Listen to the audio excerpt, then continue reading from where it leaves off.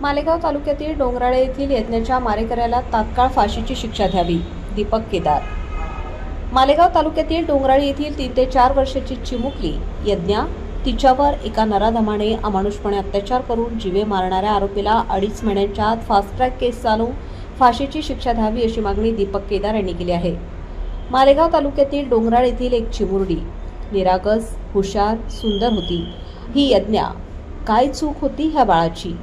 भविष्याचा वेध घेऊन शिक्षणात रममाण होणारी ही चिमुरडी उमलत्या कळीला चिरडणाऱ्या, माणुसकीला काळिमा फासणाऱ्या, दुष्कृत्य करणाऱ्या खुनी नराधमाला कठोरात कठोर शिक्षा झालीच पाहिजे.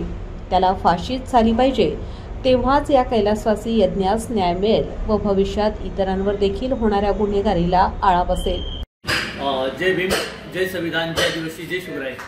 आता आपण बघतोय की या महाराष्ट्रामध्ये साधू संतांच्या भूमीमध्ये डोंगराळ्या गावामध्ये नाशिक जिल्ह्यातले डोंगराळ गाव या ठिकाणी माणुसकीला काळिंबा फासणारी घटना, एक 3 वर्षीय मुलीवरती जो लैंगिक अत्याचार करून तिचा खून करण्यात आला.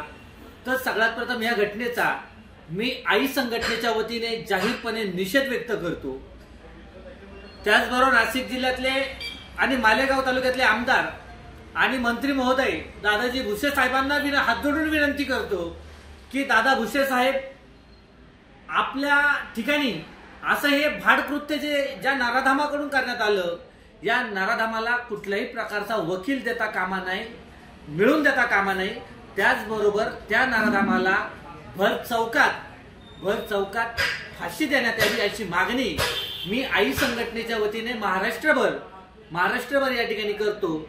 आणि ज्या नराधमाने हे भाडकृत्य केलं, या घटनेचा मी संपूर्ण आई संघटनेचे जेवढेही पदाधिकारी आहेत, त्यामध्ये आई संघटना महाराष्ट्र राज्याच्या अध्यक्षा वंदनाताई संसारे असतील, आई संघटना महाराष्ट्र राज्याच्या उपाध्यक्ष संगीताताई कडाळे असतील, आई संघटना महाराष्ट्र राज्याचे कार्याध्यक्ष विनोदजी घुसळे असेल, आई संघटना महाराष्ट्र राज्याच्या महिला कार्याध्यक्ष